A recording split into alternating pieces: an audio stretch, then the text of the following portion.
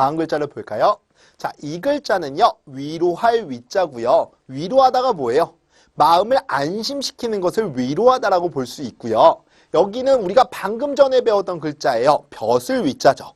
그리고 밑에 있는 글자는 마음 심자인데요. 자, 벼슬, 여기에서 말하는 벼슬은 우리가 장수라고 얘기했었죠. 장수들은요, 군사들을 이끌고 전쟁터에서 전쟁을 하잖아요. 전쟁을 하다 보면요, 두려워하는 군사들이 있을 수 있어요. 그 군사들의 마음을 안심시켜줘야 되겠죠. 그러기 위해서는 그들을 위로해 주어야 된다라고 보는 거예요. 그러한 의미에서 위로할 위자가 만들어진 거고요. 자, 다음을 보시면 이 글자는 제후후자인데요. 제후라고 하는 거는요, 봉건 시대에서요, 일정 영역을 다스렸던 그 벼슬을 제후라고 하는 거예요. 그런 의미인데 어떤 의미냐면, 자, 여기에 있는 글자는 사실 옆으로 눕히면 관역의 모양에서 온 글자고요. 그 다음 여기 밑에 있는 글자는 화살시자죠. 관역에 꼽혀있는 화살의 모양에서 온 글자예요. 이 사람은요, 관역에다가 화살을 쐈다 하면요, 명중시키는 거예요. 백발백중 쏘면 다 명중되는 거예요. 그럴 정도로 활쏘기를 잘해서 그 지역에서 가장 힘이 세고 으뜸이 됐던 사람이에요. 그 사람이 바로 제후가 됐겠죠. 그런 의미에서 제후후자라고 기억하시면 되겠고요. 다시 한번 정리하면 관역에 화살을 쏴서 항상 명중시킬 수 있는 사람이 그 지역의 제후가 되었다라고 보시면 되겠죠. 자, 다음을 볼까요? 자, 이 글자는요, 목구멍 후자예요. 우리 이비인 후과를 가져 목이 아플 때는 목구멍 후자고요. 어떤 의미냐면, 자, 여기 우리 입구자가 있죠. 여기에서 힌트를 찾아야 되는 건데요. 이 사람은요, 관역에다가 화살을 쐈다 하면 가장 작은 구멍에다 쏴서 명중시키는 거죠. 이와 마찬가지로 우리 입에서 가장 작은 구멍이라고 본 거예요. 거기가 어디예요? 목구멍이죠. 그래서 이 글자는 목구멍 후자가 됐다라고 기억하시면 되겠고요.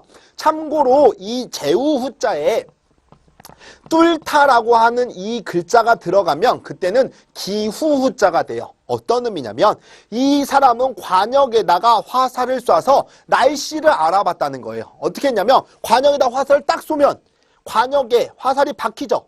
박혀서 뚫릴 때 소리가 나요. 슉 하고 들어가면 그날은 습한 거고요. 탱 하고 박히면 그날은 건조하다라고 본 거예요. 그래서 이 사람은요, 관역에다가 화살을 쏴서 뚫어봄으로써 기후를 알아봤다라는 겁니다. 그런 의미에서 이 글자는 기후자가 된다라는 거 참고로 또 기억하시면 되겠습니다. 자, 다음 글자를 볼까요? 이 글자는요, 고을 현자고요. 고을이라고 하는 게 뭐예요? 다른 말로 하면 마을을 뜻하는 거죠. 예전에는요, 우리 부락이라고 해가지고요, 같은 성씨를 가지고 있는 사람들이 모여서 살았죠. 우리 특히 제주에 가면 뭐가 있어요? 고씨, 양씨, 이런 사람들이 모여 살잖아요. 그런 마을을 연상하시면 되는데요. 자, 여기 보시면 눈목자가 있죠. 눈에 보이지 않게 감춰놓은 작은 것들까지도 속속들이 알고 있는 사람들이 있어요. 그 사람들이 결국엔 가족이겠죠. 그 가족들이 대대로 이어져서 살고 있는 어딜 얘기하고 있는 거예요? 마을, 고을을 얘기하고 있는 거예요. 그런 의미에서 고을 현자가 되고요. 다시 한번 정리하면 눈에 보이지 않게 감춰놓은 작은 것까지도 속속들이 알고 있는 식구들이 대대로 이어져서 살고 있는 곳이 마을이다라는 의미에서 고을 현자가 된 거라고 보시면 되겠습니다. 자, 여러분들 예전에는 가족들끼리 대가족 제도였기 때문에 많이들 모여 살았잖아요. 특히 제주도가 더 그런 것 같아요. 제주 가면 제주 양씨가 아직도요, 부락을 이루고 살고 있다라고 해요. 마을을 이루고 살고 있다라고 해요. 그런 의도에서 만들어진 글자고요. 자, 다음 글자를 보시면 이 글자는요, 매달 현자가 되는데요. 방금 전에 배웠던 무슨 글자예요? 고을 현자죠.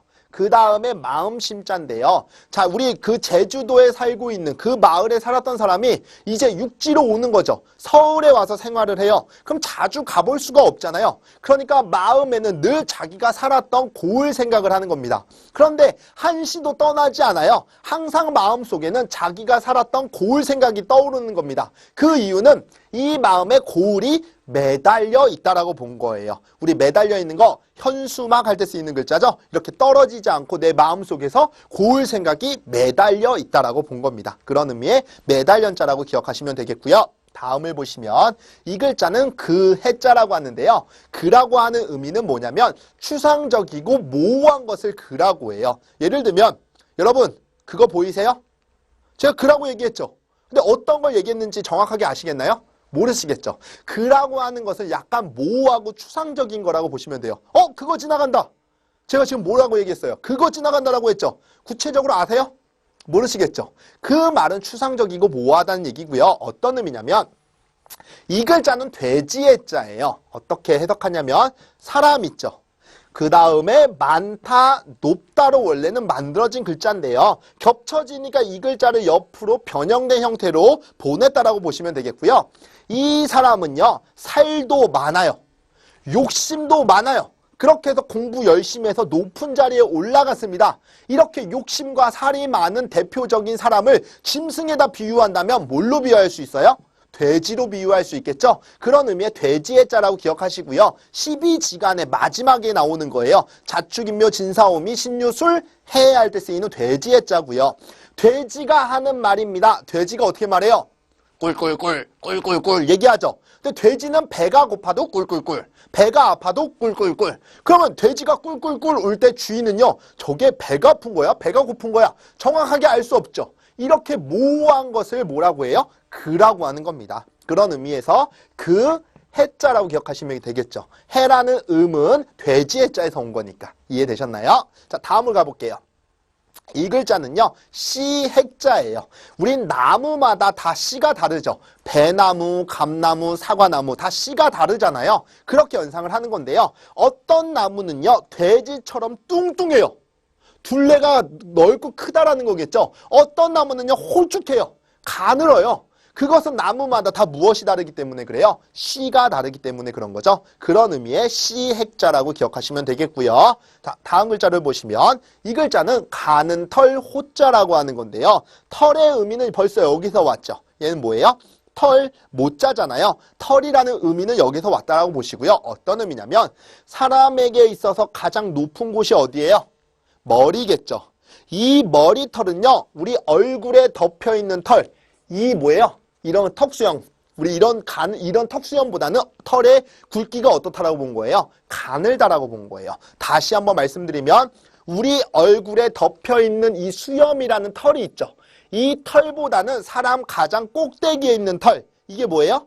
머리털이죠. 이 머리털은 수염이라고 하는 털보다는 상대적으로 어때요? 가늘다라고 본 거예요. 그래서 이 글자는 가는 털 호자라고 보시면 되겠고요. 우리 그럴 일은 추호도 없어라고 할 때 추호할 때 쓰이는 글자라고 아시면 되겠습니다. 자, 말을 조금 천천히 해야 되는데 제가 습관 성격이다 보니까 좀 말을 빨리 하게 하는데요. 혹시 제 말이 너무 빠르다라고 생각하시는 분들은 다시 한번 리플레이해서 들으셔도 되고요. 저희는 무한 반복해서 들을 수 있으니까요. 편안하게 들으시면 되겠습니다.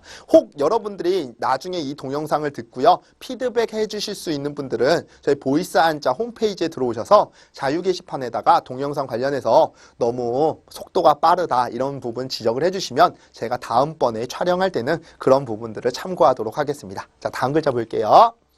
자, 이 글자는요. 호걸 호자고요. 호걸이라고 하는 거는요. 넓은 기계와 용기를 가지고 전체적인 사람들을 아우를 수 있는 사람을 호걸이라고 하는 거고요. 다시 얘기하면 넓은 기계와 용기를 가지고 많은 사람을 아우를 수 있는 것, 그것을 호걸이라고 한다라고 보시면 되겠고요. 자, 여기 밑에 있는 글자는 돼지 시자죠.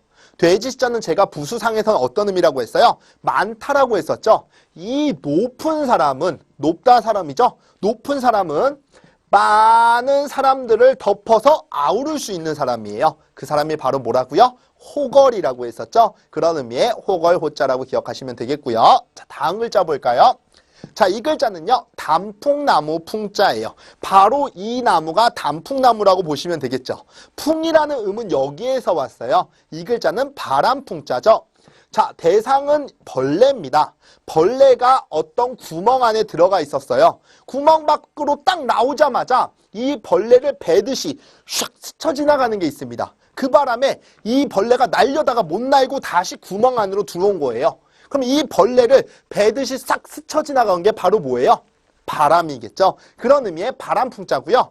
찬바람이 불어오는 계절, 대표적으로 가을이겠죠. 그 가을이 되면 나무에서 일어나는 현상이 있죠. 알록달록 색깔을 바꿔입잖아요. 그걸 뭐라고 해요? 단풍이라고 하는 거죠. 그 단풍 든 나무니까 무슨 나무예요? 단풍나무겠죠. 그런 의미의 단풍나무 풍자라고 기억하시면 되겠고요. 다음 글자를 볼까요? 이 글자는 잠길 잠자예요. 잠긴다는 게 뭐예요? 밑으로 가라앉는 걸 잠기다라고 하죠. 우리 물속에 쑥 들어가는 걸 뭐라고 해요? 잠수한다라고 하죠. 그때 쓰이는 글자고요. 사실 여기에 있는 글자를 먼저 아셔야 되는데요. 얘는 숨막힐 기자라고 하는 거고요. 숨막히다라는 뜻이에요. 어떤 의미냐면 보통 약간 이런 큰 대자의 형태는 사람이 서 있는 거라고 보는데요. 거기 사람 목에다가 줄로 감은 모양에서 온 거예요. 사람의 목에다 줄을 감으면 어떻게 해요? 숨 막혀 하겠죠. 그런 의미에서 숨막힐 기자고요. 밑에 있는 글자는 뭐예요? 우리 힘쓰다라고도 배웠지만 가로왈 말씀알이라고 볼 수 있겠죠. 사람이요 말을 하지 않고 입을 꾹 닫고 있으면 어떻게 해요? 숨 막혀죠. 숨 막히잖아요. 이렇게 해서 물속으로 뭐예요? 풍덩하고 들어가는 거죠. 그럼 내가 몸에 뭐 하는 거예요? 가라앉는 거죠. 그걸 다른 말로 뭐라고 해요? 잠기다라고 하는 거죠. 다시 연상하면 말을 하지 않고 입을 꾹 닫은 거예요. 지금 꾹 닫고요. 숨을 참고 있으니까 숨 막히겠죠. 그러면서 물속으로 쏙 들어간 거예요. 물속에 잠겼다라고 보는 거겠죠. 자, 다음 글자를 볼까요? 이 글자는 누에 잠자고요. 자, 여기 보시면 벌레들이 있는데 이 벌레들이 바로 누에라고 보시면 돼요. 이 벌레들은요 아주 숨 막힐 정도로 입에서 말하듯이 막 씨를 뽑아내는 거예요. 그런 벌레가 바로 뭐예요? 누에겠죠. 다시 말씀드리면 이 벌레들은 숨 막힐 정도로 힘써서 열심히 입에서 말하듯이 씨를 뽑아냅니다. 그 벌레가 바로 누에다라고 보시면 되겠죠. 그런 의미의 누에 잠자라고 기억하시면 되겠습니다. 자, 한 템포 쉬어가는 의미에서 제가 조용히 할 테니까 자, 여러분들 한 번씩 다시 머릿속으로 이야기들을 떠올려 보시고요. 자, 다음을 또 볼게요. 자, 이 글자는요 마를 제자라고 하는 건데요. 마르다라고 하는 것은요 옷을요 치수에 맞게 천을 잘라내는 것을 우리 마르다라고 해요. 자, 여기 보시면 많다가 있죠. 그리고 우리 창과 자가 있죠. 많다 창이 있다는 얘기는 전쟁 중이라고 보시면 돼요. 우리 많은 창을 가지고 할 수 있는 일이 뭐예요? 전쟁을 하는 거겠죠. 전쟁터에서는요 우리가 옷을 마음대로 사서 입을 수 있어요? 없겠죠. 그러니까 굴러다니는 천을 가지고 자기가 옷을 만들어 입는데요. 치수에 맞게 잘라내야 될 거 아니에요. 그것을 우리는 마르다라고 하는 거예요. 아니면 또 다른 의미로는요. 많은 창이 있다는 건 전쟁 중이라고 얘기했었죠. 우리 전쟁을 치르다 보면 옷이 찢기고 막 갈라질 거 아니에요. 그것을 다시 치수에 맞게 잘라내는 겁니다. 그것을 우리는 뭐라고 해요? 마르다라고 하는 거죠. 그런 의미의 마를 제자고요.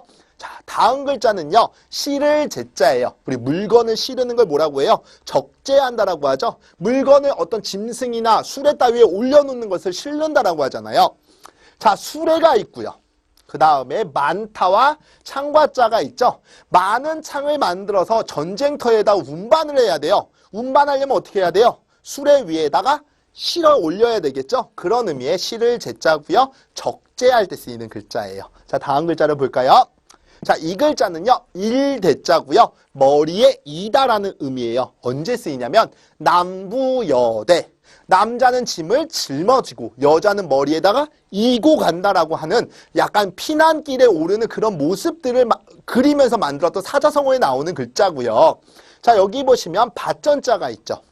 그 다음에 밑에 있는 글자는 함께 공자죠. 그리고 많다와 창이 있습니다. 많은 창을 가지고 전쟁을 치르고 있어요. 이런 전쟁터에서는 우리가 식량이 부족하겠죠. 그러니까 밭에 있는 곡식들을 함께 머리에 이고 간다라고 본 거예요. 남자들은 어떻게 해요? 짊어지고 가는 거고요. 여자들은 이고 간다라고 본 겁니다. 다시 한번 정리하면 많은 창을 가지고 전쟁 중일 때는 밭에 있는 곡식을 함께 머리에 뭐하고 가요? 이고 간다라고 보는 겁니다. 그런 의미의 일대자고요. 자, 다음 글자를 볼까요? 자, 이 글자는 터대자라고 하는데요. 힌트는 여기에 있어요. 자, 이 글자는 흑토자죠. 흑토자 우리가 부수상에서는 어떤 의미가 있다라고 했었죠? 땅이라고 했었죠. 땅에 유사한 표현이 뭐예요? 터가 되겠죠. 우리 집 짓는 땅을 뭐라고 해요? 집터라고 하잖아요. 그래서 여기서 터가 왔다라고 보시면 되겠고요. 이 글자는 대신할 대자죠. 대라는 음이 여기에서 왔다라고 보시면 돼요. 그래서 터대가 되는 거고요. 얘가 왜 대신할 대자냐면 사람이 있고 취하다가 있는 거죠. 다른 사람의 것을 취하고 있으니까 내가 대신 가지고 있는 거죠. 그런 의미에서 대신할 대자라고 보시면 되는 거고요.